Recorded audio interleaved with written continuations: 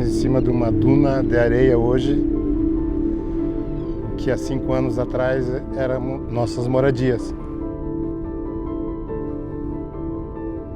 E hoje é mar e areia, mas graças a Deus nós encontramos não um lugar tão perfeito como esse, que era na época, mas bem parecido.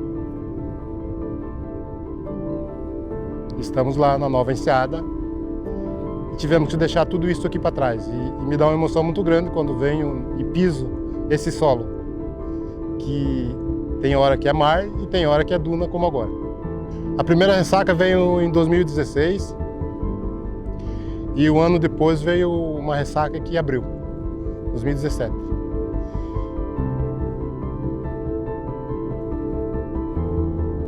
E meu pai já falava que ele não ia pegar a abertura da barra, mas nós íamos acompanhar tudo.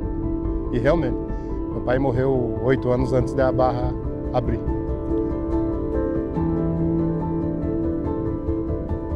A gente já sabia que meu avô tinha lutado pelo processo de realocação e que todos os pedidos dele tinham sido negados. A Defensoria achou importante a gente fazer um laudo da área que a gente escolhesse. E aí a gente desceu no PALB, que foi o grupo de núcleo de apoio da pesquisa da USP. Eles mapearam vários pesquisadores que poderiam nos ajudar, pesquisadores que já tinham estudo na questão erosiva, antropólogos que poderiam levantar esse histórico da comunidade. E eles vieram junto com o Henrique, do Linha d'Água, nesse período. E foi aí que a gente se conheceu, então eles chegaram num momento muito difícil para nós, né? Quando eu cheguei na Enseada da Baleia, o cenário era: vai abrir essa barra a qualquer momento. E a gente passou a conviver com eles essa angústia, esse dia a dia de incertezas. O Linha d'Água ele apoiou toda essa logística para que esses pesquisadores saíssem do Paraná, de São Paulo e montassem e ficassem na comunidade por esse tempo fazendo essa construção desse trabalho. Então ele apoiou em toda essa logística e essa dinâmica nesses dias em que os técnicos ficaram na comunidade. E a partir disso surgiu então um laudo e esse laudo ele serviu para toda a negociação que foi feita para pedir autorização do novo território. O processo de reconstrução da Enseada da Baleia foi um processo muito autônomo, né? Foi incrível a força da comunidade nesse processo de acionar uma rede enorme de parceiros e construir a nova enseada, né? E a gente vinha acompanhando esses processos de política pública, de ordenamento e uso daquele território costeiro marinho, né? Daquele território caiçara, entendendo quais eram as demandas do território, até que chegou a pandemia.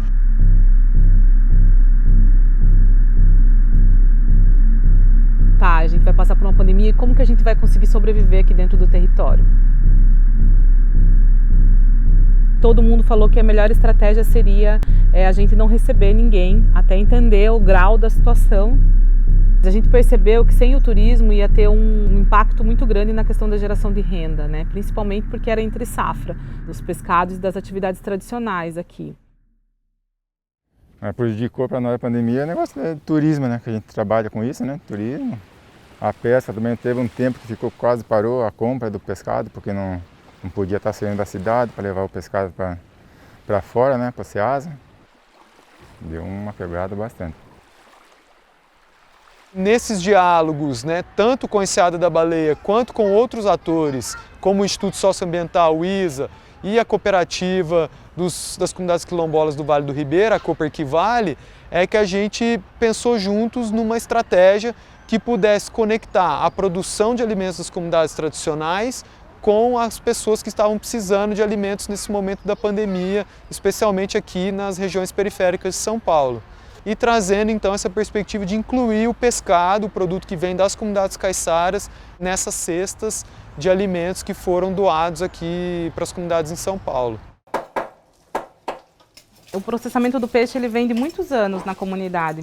Nossos familiares faziam desde 1848, então muito tempo. A gente vinha trabalhando somente na safra da tainha. E aí o que mudou com o plano emergencial é que a gente trabalhou o ano todo. A gente foi pegando tudo que o pescador trazia, principalmente dos pescadores que trabalham com canoa remo, né, que tem dificuldade de ir para a cidade comercializar, mas aproveitou todo o recurso pesqueiro. Então a gente conseguiu trabalhar aí desde o início da pandemia sem parar, né, todos os meses trabalhando com uma produção intercalada, o que tinha a gente ia trabalhando e secando. Isso para nós ajudou bastante a gente, né?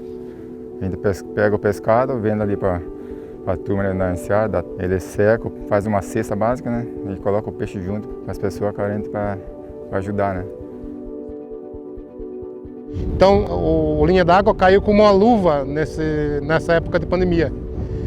Um projeto que fortaleceu muito e manteve a comunidade estabilizada. Não teve ninguém que passou dificuldade financeira nessa época por causa desse grande projeto que aconteceu e está terminando. O principal legado de uma ação como essa, desse plano emergencial, é o fortalecimento dos modos de vida das comunidades, das suas práticas tradicionais e do seu auto-reconhecimento como agentes transformadores das realidades da sociedade. Então acho que o Linha d'Água ele é esse amigo que acredita que os processos vão nos fortalecer. A ação emergencial apoiada pelo Instituto Linha d'Água produziu 5.800 quilos de peixes secos que foram entregues a mais de 5.000 famílias em pelo menos 10 municípios, através da parceria com o Instituto Socioambiental e a Copa Equivale. Olha o peixe. Olha o peixe. Olha o peixe, Paulo Maria.